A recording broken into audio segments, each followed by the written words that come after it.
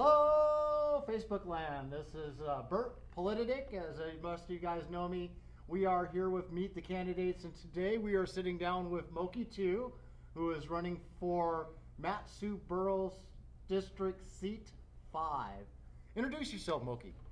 Mokie Tew, Big Lake. I live in Big Lake. Wife lived up there since 2000. Lived in Alaska since 79, 80. Graduated out of Service High School in 81. Been working since I got to Alaska. And so, let's see, in high school I worked for the Womeco Lathrop system, which is the theater system. And I was manager for all your theaters in Anchorage, which was like 4th Avenue and Denali and Totem and Polar. And then went right to work after that, after I graduated from high school. So, yeah. So where is the Matsu Borough Seat 5? Because everybody tells me districts. They tell me I'm for this seat or that seat, but what part of Alaska does that area cover? Okay, so Big Lake, and then Knik Goose Bay, like right after Vine, going out toward the Point McKenzie, and then of course Point McKenzie. And tell me a little bit more about yourself. You are from Big Lake originally, or this general area out here? How long have you lived out here in this district? So I came to the Matsu Valley in actually 2000 is when I actually came out here and started living. Had recreational property before 2000 out in Big Lake. Before that, I lived in Anchorage. I graduated from Service High School in 81, like I thought I mentioned. And then I've been a contractor out here. Matter of fact, I think just like a few days ago was my last day of contracting with the borough since 2000. Wow. So in other words, you got I know we didn't discuss this. Everybody knows me well enough. I like to throw a few curveballs out there during my conversations. You've got a love-hate relationship with the populace here in the valley. Some people love you, some people hate you. Is there? I know that it helps to get to know who you actually are, because all they know of you is as of in your business sense. They didn't really get to know what type of value you've brought to the valley itself. And maybe if you can expand a little bit about the services that you've provided out here in the area. And don't hesitate to always showcase your wins. Yeah. But if there's something out there that might be considered not a win, but you'd like to make sure that everybody's aware of it, so that they get the better picture of what might not have been the right sort of what might have happened there, or along those regards. I know I do a lot of alt reading. I read a lot of stuff out there, and I've never really seen much negative about you or what you provided services-wise out here. But this is a political season, and smear jobs are the name of the game when it comes down to things. So I always like to, if there's dirt, let's expose it before someone else gets it twisted into something that it shouldn't be. Okay. Well, there's really no dirt, and I would say the people that really have a problem with me really don't have a problem with me because they don't even know me, but they just think they know me through somebody else, through something else, and it seems like when I meet people and talk to them, it sure changes different opinions. I've been doing contracting work out here since 2000. I've done snow removal for the borough, Big Lake area, Meadow Lakes, out in Palmer, all the way out to Sutton. Yeah, so I did a lot of snow removal for the borough. I think we've done a really great job for the borough when we did snow removal. Back in 2012, they had record snowfalls. We had a lot of the borough at that time doing snow removal. We kept the traffic going. I've always said that I work for the people, and I really don't work for the Matsu Borough, but but they proved me wrong because they quit writing me checks. So I guess I did work for those folks. So let's see. Then the borough gives. gives. Got one of your highlighted your accomplishments that I've seen here recently, and it's been just in the last few years. You provide a service that has never been in the valley before, which is the busing. Yeah. So what happened was, dealing in the maintenance crew, I think we had up to almost 50 people at one time, employed. So when you deal with that many folks, you see a lot of different things happening. And one of the things we seen was DWIs. And then I'd watch a good guy go down, and it would affect his family. They're getting a divorce, and they're doing this and that. And the borough was just giving me lots of money because I was doing lots of contracting for them. And we just thought, well, what can we do to help? And, if we thought, well, if this guy actually had transportation to Palmer 3 times a week at 3 o'clock in the afternoon, which that's what they mandate when you get a DUI, that's all different. I thought, well, that would help the family life, make it easier. And then, you think of these folks that are getting jobs for $10, $11 an hour, and they live in Houston or they live out in Palmer, and so they need to get all the way around to get to their jobs. Well, it made a lot of people couldn't afford to buy a car, insurance, gas, and so by putting in mass transit, it would definitely help out a lot of folks. So we did do that, and I'm glad we did it. My wife and I started that on our own, and we made it happen. And then afterwards, we turned it over to the federal government. Started funding it through you get grants through the feds that go through the state, and then they come to us. So it doesn't cost the people of the Matsu Valley any money. That is an awesome and wonderful service that you're providing there. I know that doing a little bit of research about you and your business life, there's something that you do for your employees that I see very rarely in the world today when it comes to an actual business person. Tell me a little bit about the housing. I know that I've seen something out there about you provide, or you're helping get your employees into permanent homes. Yeah, anytime I can help any of the guys that work with us, or anytime I guess I try to help whoever I can when I can. I would tell you that's a true statement. And then, yes, I bought several homes and put guys in them so they can try to better themselves and, go better. Yeah, that's just something. Well, you're going to have a lot of issues facing you here this coming up year. We've got COVID-19. It shut down the Matsu Borough. The Matsu Borough works a lot off of city taxes. With the businesses being closed down, the businesses are no longer providing taxes to pay into the borough to begin with, because they're not generating any money to pay taxes on. And because we got a sales tax, those kind of things that helps build the borough's funding so that they're able to pay for both on a city level and on the borough-wide level. And we're going to be looking at probably maybe a shortfall coming up here this next year, or we might break even. We're still unsure. There's way too much up in the air trying to figure out where the money's going to come from.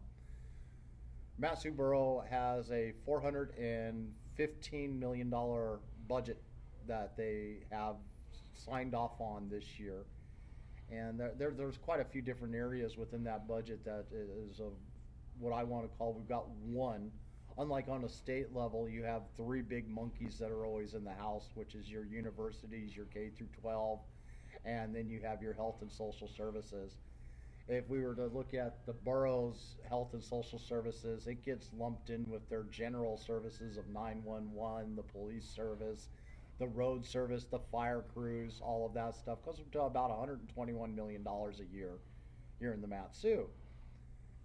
This is something that you're going to have to be concerned with when you get elected to the office, because this is going to now be your responsibility to make sure that budget gets covered and those bills get paid for, so to speak, when it comes to providing all of those services out there.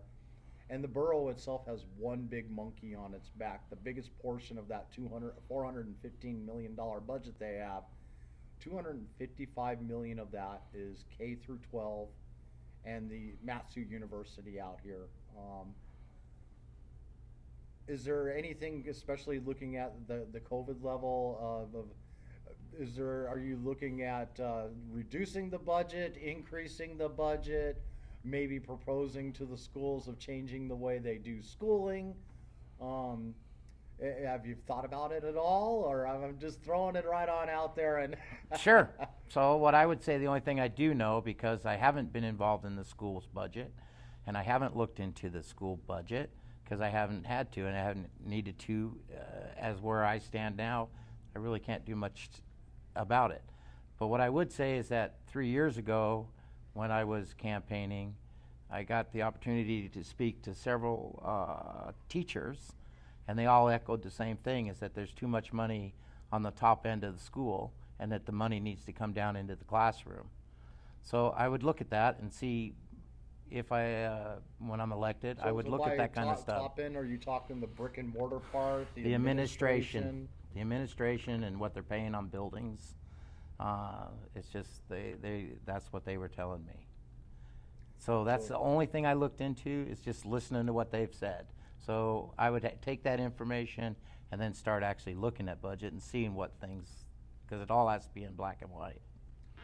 So in other words, love our teachers. They're the greatest thing in Alaska here in the Matsu when it comes to the education of our children, and take a closer look at the brick and mortar portion and the administrators that are overseeing the teachers. I didn't quite get exactly what point they were saying, except for that they were top heavy. And when I think of top heavy, I just think that there's 4 managers for every 1 Indian. So, but I don't know that to be the case, so I'd have to look into it. But that's what I would think if somebody said that to me. Well, I'll be honest with you, with my knowledge when it comes to the K through 12 here in Alaska and the early learning, you are not very far off when it comes to the amount of administration in comparison to the actual teachers that are doing the teaching in the schools. Personally, I believe that the COVID-19 has given us all an opportunity to reevaluate where K through 12 and early learning is at within Alaska. University of Alaska just came out with their plan on how they're planning on doing the new year, and it's a lot more virtual classrooms versus the on-hands in school. The on-hand classes are going to be for those type of courses that you have to get on-hands training to be able to further your education, versus here's your book learning. And your book learning can be done virtually very easily, which is where they've done a lot of their modifications within their system. ASD just came out with their announcement today of what they're looking at for the new year. I haven't seen what they had proposed before, what came out today, but what was proposed before is if COVID wasn't around, go back to the regular schooling the way it was. I know the Matsu Valley has a couple of those shining star schools that we could classify as they got the better than average for Alaska numbers. But there's always one hard cold fact. Alaska has the worst scholastic record out of all 52 states. We're sitting with one of the worst records out there. We're 47th in the nation, 46th right now for getting what they classify as a quality education. We are dead last when it comes to third graders and their scores that they're getting. And that's out of 52, not 50. I'm including Guam. Well, I think and we better be Puerto looking Rico at now. something then, right? Exactly. All right. We had a fine shining example this year of virtual classrooms and the success and the failures that was involved in rolling it out. One of the successes was if you ignore the failures, the students that didn't bother to show up to the classrooms to begin with and just didn't participate in the program. But if you look at where the success was, it was in our senior classes this year. We had more seniors graduate than we have ever had in about a decade. And it was amazing to see those scores happen. And the one article, and I just recently reshared it again yesterday on my page to emphasize the point, because this is a topic of discussion this year. What can we do in our education system to help improve it? If you get elected, do you have any? I know you've said you really haven't looked into it, but this is going to be an issue that's always ongoing. It's $255 million of a $415 million budget for the borough out here. It's 2/3 of the budget basically of what gets spent by us every year from the taxes that are out here. Do you have, or is there something that you're looking to want to try to do in the future, or convince teachers and administrators to sit down and start talking more one-on-one with the borough? And I mean, I'm just spitballing here, so Sure, but I would say, being that it takes so much money and we're getting such little results, there's definitely something that needs to happen. It doesn't make sense. So we'll have to figure out something. There definitely has to be a change, right? Virtual classroom sounds like it would be excellent for rural areas and all kinds of different applications. So, and that seems like it'd save a lot of money too. So I haven't looked into it. I have no real answers except for what I did hear from the teachers and what I just listened to you. Another subject's going to be is we got Port McKenzie.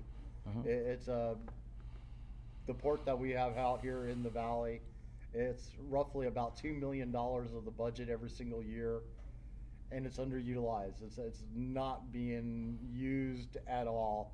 It has a better deep water port available. It doesn't require the constant dredging out of it like the Anchorage port requires to keep it obtained and maintained to be able to get those deep water vessels to come into. Do you have any intentions of trying to push getting that port to become more of a actual vital system, especially considering the governor has and our legislators have put a bunch of money into expanding and rebuilding Kinnick-Goose Bay Road there?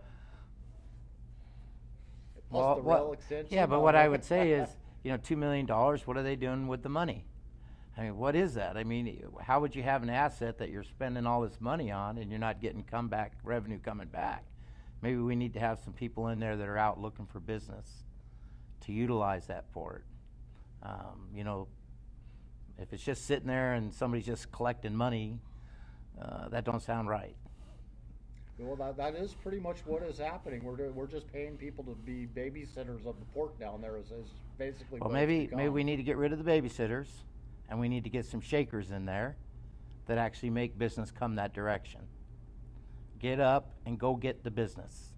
If you want to sit there and watch the lights, well, maybe we need different folks. I agree. We also got the rail extension too, that I know they did a whole bunch of tree clearing here over the last few years, opening up the expansion, especially out in the area that I live in. I was enjoying it while it was happening. I was getting my year's worth of firewood, didn't have to do nothing more than drive up to the side of the road and cut myself lengths and throw it on the trailer and haul it on back to the house to divvy up and to get my firewood for the season. And that all got put on hold. Governor Walker got elected.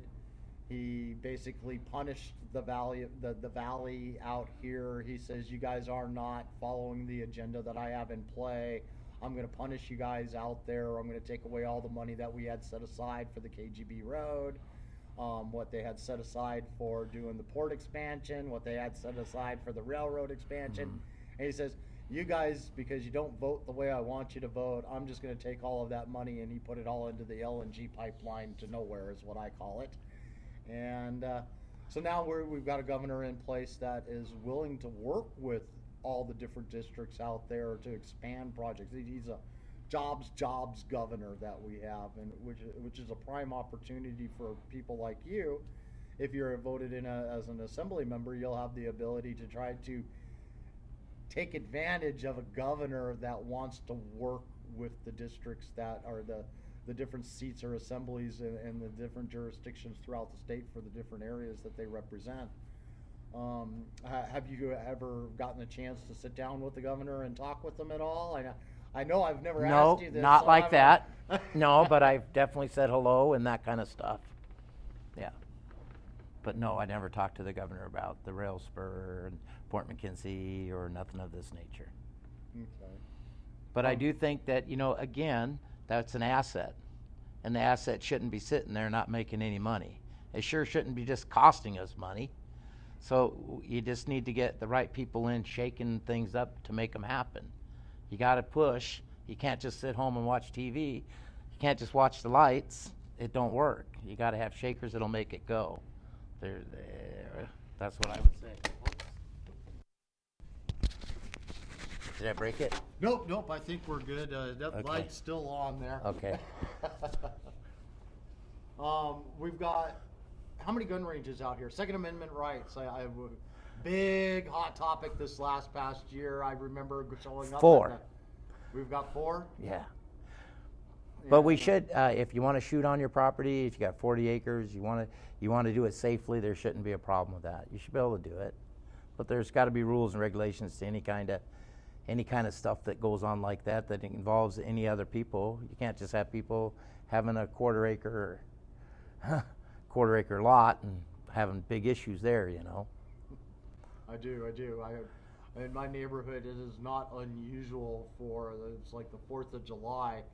I had friends over that were sitting there, and they're going, "They're shooting off fireworks in your neighborhood," and I'm going, "No, that wasn't fireworks. That was gunshots." Yeah. And they're going, "They're shooting guns." I said, "Well, this is quite very regular out where I live. I mean, most of us have a couple of acres, if not more, on the properties that we sit on, and in fact, I've got standing orders from the neighbors that are all the way around me. If I get a big bull moose and it's in the right season, by all means, It's yours. It's mine. Take it off of the property, and away I go."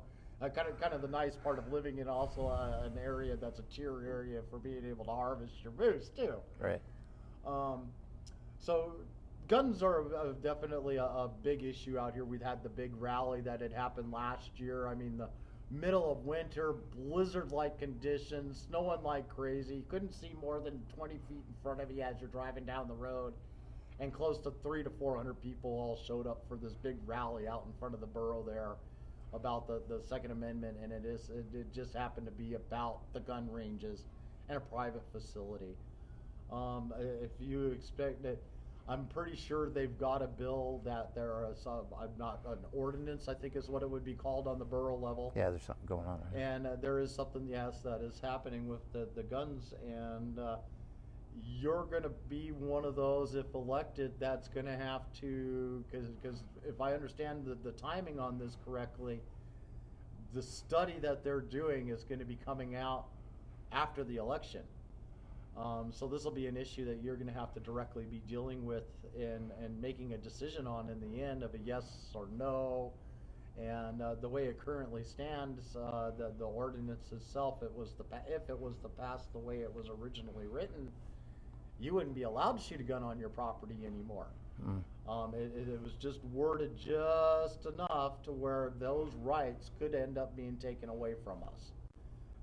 And I'm referring to the gentleman that had 40 acres out there that they had built a gun range right in the center of it. That's a private gun range, and so that they can go and shoot. The potential customer to go and buy a firearm would be able to go and test drive that weapon to go see if that's what they really wanted to buy. He wouldn't be able to do that. That's kind of anymore. nice. I shoot my gun in my backyard. My son shoots his gun in my backyard. My grandson is learning how to shoot his gun in my backyard. I think that's that's how it is. We live in Alaska, in the Matsu, and we're not Anchorage. I can't say it any easier than that.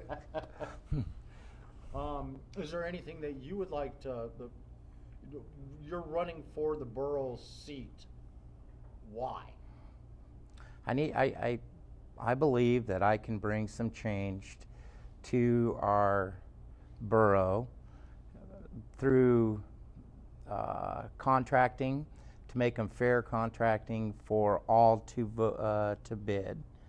This last go around on the road maintenance contracts, they said you had to be a maintenance contractor for the borough for the last 3 years out of the last 5. So I mean, that's crazy, because what it does is it narrows it down to just a couple people that can actually bid the contracts. These are millions of dollars a year. So if you're a brand new contractor that you went out and invested a couple $1 million on brand new plow equipment, you wouldn't even be able to get the contract then. Kiewit couldn't get the contract. But Kiewit is huge. I mean, they're everywhere. But they don't qualify. So, and quality don't qualify. None of these guys qualify. So, but a few guys will, and it's who they select. And we don't need to do that. We need to allow everybody the opportunity to bid. That's good for everybody in our community, and it keeps our prices down. And it gives guys an opportunity. When I first started working for the borough, I didn't have no money. And I just started working. And then I worked hard and did a lot more contracts, and I started making a lot of money. Well, when I made a lot of money, I gave a lot back, and I started up the bus system. And I hired a lot of these folks, and we did a lot of good things in the community. You got to give the opportunity to everybody. You can't just have a couple of your friends or a couple of your who you want in there. It's not good. So I know I can change that, and I've watched it. So I've seen it. I've watched contracts go for, they were at 99 cents a unit. Oh no, we ain't gonna do that. Even though that's a qualified guy, he's probably the biggest in the Matsu Valley for sure that does that job. We want to go get this other guy for $1.60 a unit because he's something. I don't know what it was, but that's how it went, and it's crazy. Those kind of deals is when I say you are a friend of a friend who knows a friend. Well, but happens to be that friend was actually your best friend to begin with, and here's the nice little contract for being that friend. Well, we don't need those kind of friends. We don't. Yeah. I myself, in my younger years, I had a lawn maintenance company and snow removal. This was back in the 80s when we were getting the really deep snowfalls that all the roads were caving in left and right. And I was a young pup back then, and I had no problem getting up on a 3-story roof to shovel off that snow that was sitting up 8 feet high and going flying off on top of the roof and go jump down in the snowbank afterwards after getting done clearing the roof out. And it was good money back then, but they were contract bidded. And I was doing a lot of state and borough work myself, and a lot of homeowners out there clearing off their roof systems. And then that following summer, I took it into the lawn maintenance area. And it was amazing that following summer when I went around, if they were doing the type of bid contracting that you are describing right now, I never would have got a job, never would have been hired, no one would have ever took a chance on me. And it wasn't that I was always the lowest bidder on a job. It was just I was the new kid on the block. I didn't have that 2 to 3 to 5 year credible history with those different areas of state entities to be able to even get that job. Alaska is a land of opportunity, and I've noticed when I first came to work here, even in high school, here I am in high school, and I'm the manager of all these theater systems. It just seems like if you work hard, you should be rewarded, and you shouldn't get the door shut right in your face. And we should keep that going, and that is good for all of us. It's good for my kids, and it'll be good for my grandkids if we keep it going that direction. So that's what I want to bring back to the borough. I 100% agree with you. Growing up, I always thought of Alaska as the land of the last frontier, that anything you could dream of was possible as long as you got out there and worked hard enough. You do it, and you'll be rewarded. Yes. And as I get older, I hate to say it, I see that dream has slowly been eroded away as laws and restrictions and different things that get thrown in your way, saying that you've got to qualify over all of these hurdles before you can even attempt to get that piece of the dream that you were once looking for that seemed so easy way back when. I hate dating myself when it comes to age. It really does make a difference. I consider myself an oil boomer baby. Mm-hmm. My parents came up here during Vietnam and as their last tour, and they said when they asked them, where do you want to go live, they said Alaska will be the place that I want to be our last destination of their service. And so that's how they came up here. And then that's kind of when I came around shortly thereafter. So for me, I'm Alaskan born and bred. I've been up here my whole entire life, been out a few times, and it just never seems to get outside of Alaska. It's just not Alaska. It's that's nice to visit, but I wouldn't want to live there. It's just not home. But lately, it just doesn't feel like home is home anymore neither, especially these last couple of years under the Trump era and the protesters. And Now we're looking at the statues possibly being removed from Seward to Captain Cook, and or adding on to the heritage, which I'm all for. Let's add another statue sitting next to Captain Cook. Let's show the Alaskan heritage along with the history of how we became a United States, part of the United States in America. I mean, if it wasn't for Captain Cook, the lower 48 never even would have even knew about us. We probably would have had to wait another century or two before we got discovered. And by then, of course, we were already under the control of Russia at that point. So the going into being the land of the free, is there anything that you think you're going to be able to bring to the table that's going to help open up this contract bidding? I mean, do you have any sort of plans to push out there to make them, not make them, but to get the discussion started? Oh yeah, we're definitely gonna change that. We are gonna bring it out. It's gonna be fair and equitable for everybody. That's what it has to be. And when I say everybody, that means the citizens too.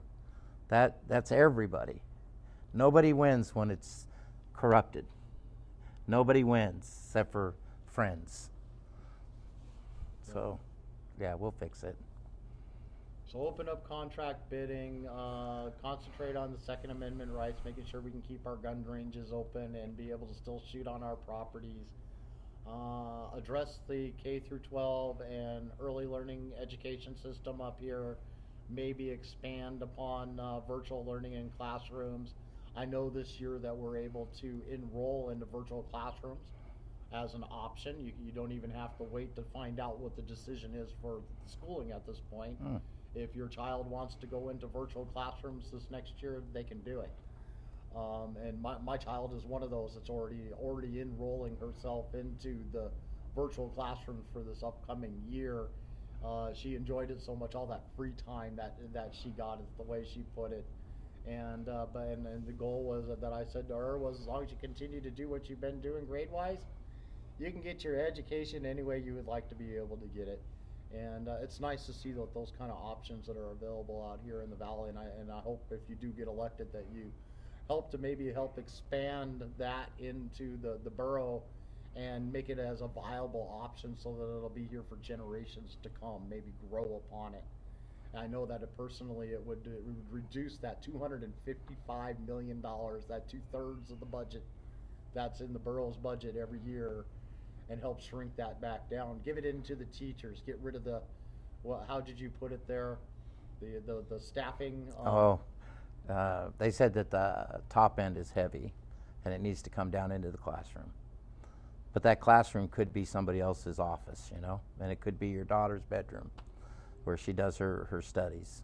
I think if you can get the children involved in wanting the education, you have won.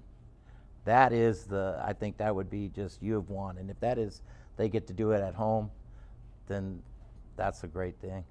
Yeah. Freedom of choice. Yeah. And that's where one of the reasons I think my child does so well is since day one she's had freedom of choice. Even in as far back as kindergarten, going around with me, driving to all the different elementary schools. And that was in our immediate area. Because we are a free choice school system, they have busing systems that come from a home school that will take you to these alternative schools out there. And so I took advantage of it. I went around and we interviewed all these different schools. We got to meet the principals, the teachers, just got to know about their education and what they did. And then in the beginning, of course, I was the one making the decisions, but when it came to high school, I didn't get a choice in high school. I said, here's the schools I want you to take a look at. And she went with me, and we went and interviewed these schools, and then she done tons of research on them and found out which ones she liked and which ones she didn't, and then wheedled it down to just 2 schools. And then she did what I wish more kids would do, by getting involved. It was her choice. It got her excited for school. I mean, yes, you're already winning. Yeah, you already won. You won the game. School's not even here yet, and she's going, when does it start? I can't wait to get to go. I can't wait to get to go. Can't wait to get to go. I can't say that one enough. And but this year she wants to do virtual. She loved the free time to be able to. She's up at midnight, starts to do her homework instead of the normal daytime type things. But she still showed up for the classes and did the work with them, with the teachers during the day. If she couldn't figure out something while she was working it on her own, she had that teacher available during the Zoom to ask questions and spent the time with the teacher asking those questions. But most of the time the teacher just sat there with a big smile on the other end of the Zoom class and just waiting on somebody to ask a question. It was amazing. So if they would have had more of a chance to teach more teachers how to utilize the system, how to use those tablets to provide this type of education to the students out there, I think we would have saw much better success than what we currently did. Seniors, like I said, they outshined. Seniors really proved that you could get that kind of an education. And such low scores, we need to have that enthusiasm put in to the student. And that might be just one great way of doing it, is letting them have their laptops at home, and then you'd have more students involved and get more excited and have better grades, better scores. Yes. So, to find out that you can watch YouTube videos all day long on your tablet and you're actually learning something because the YouTube videos that you're watching is part of the actual curriculum that you're learning. They had a section on climate change, and one day I wanted to do follow the courses that my child had gone through for the climate change portion of their classroom. And I was amazed at all the videos that they have there where if you don't know about what osmosis is, click this button and it shows you a video how osmosis works. If you don't understand what solar heat and a greenhouse effect is like, click this link and watch Bill Nye the Science Guy explain to you how the greenhouse effect works in this little greenhouse that was built there, that they showed the effects of it and why they use CO2 to pump in to make things greener. The little things out there, it was amazing going through the entire course and seeing what knowledge I may have been missing and what was still to be learned, and also what they were teaching our children. When they're in the brick and mortar school, I think we lose touch with our child. What they're learning inside of the school system. I know when mine was going to school, I'd ask, "What'd you learn today in school?" And I only got to know about what they told me, because when you ask them, "Where's your homework?" "Oh, I did it all in school." We're not allowed to bring it home with us. We're required to do it all in school. And we do it during the class time. I said, "Well, what if you don't have enough time?" "Well, that's what our free period is for on Wednesdays. That's what we utilize the entire day of Wednesday for. Is we use that day to work on all the courses that we didn't have time to be able to finish prior to that." And it's going, so what are you, me, the parents of these children, what are we there for? We're out of touch, and I think that's part of our education with our children's problem. Is this year gave us that opportunity. You and me, we didn't have no choice. We had to get involved in our child's education to help them succeed. And so I could beat this one until I'm dead. Yeah, I'm listening. Do you have anything else that you would like to cover here today? I mean, I think we've covered there's a lot in the valley that you've got to deal with, but it's more generalized than on a state level. Yours is more hands-off, more... Right here. Mine's right here. It's my neighbors. It's the people I live with. It's the people I see every day. That's who I want to help. That's because I think I can help those folks. I can't help the whole state. I can't help the whole country, but I can start right here, and that's what I want to do. So I ran 3 years ago. I got pretty close, and now I'm running again. So I'd like to definitely do it this time.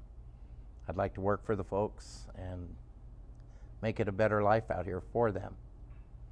So you are Mokie Tew. Yep. You're running for seat 5 in the Matsu Borough Assembly. Mm-hmm. And the seat 5 also covers the region of Big Lake and Point Mac, and then also Kaniku's Bay, from like Vine Road down or out to the point. So if you live in any of those areas, when you go fill out your ballot on November 3rd, yeah, and you vote for Mokie. Vote for Mokie. Vote for me. I'd love to have your vote. I'll work for you, and I'll work hard. Hope to have your vote in November. That's what I'd say. Yeah. Well, thank you. I appreciate Thank your you. time here and talking with me. Yeah, thank you. It's definitely, you are my first borough member to actually sit down with, and it's been a real pleasure.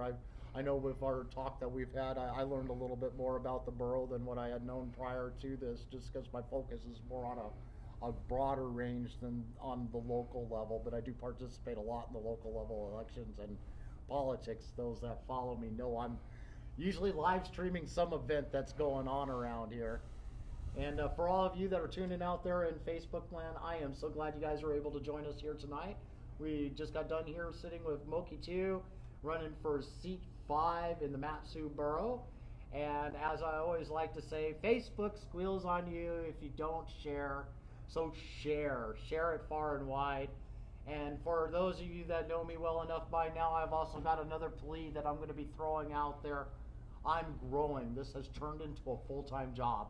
I am working my butt off to make sure that you guys get the unfiltered news, get to hear from candidates like Mokie Tew here that normally you would never get to be able to experience these kind of one-on-one conversations. And I hope that you do share this with everybody out there and help by donating. Go to my website, politadick.com, politadick.com, and click that donate button. Every penny counts. Every little bit that you give goes towards me being able to be at one more location to be able to live stream from, getting one more candidate interview happening out there, one more assembly meeting that I can be at live streaming. And we appreciate your help. Thanks. You guys all have a great night, and we'll see you here in a couple days with the candidate forum that's going to be happening in the at the Palmer Sunrise Restaurant on Saturday. Thanks.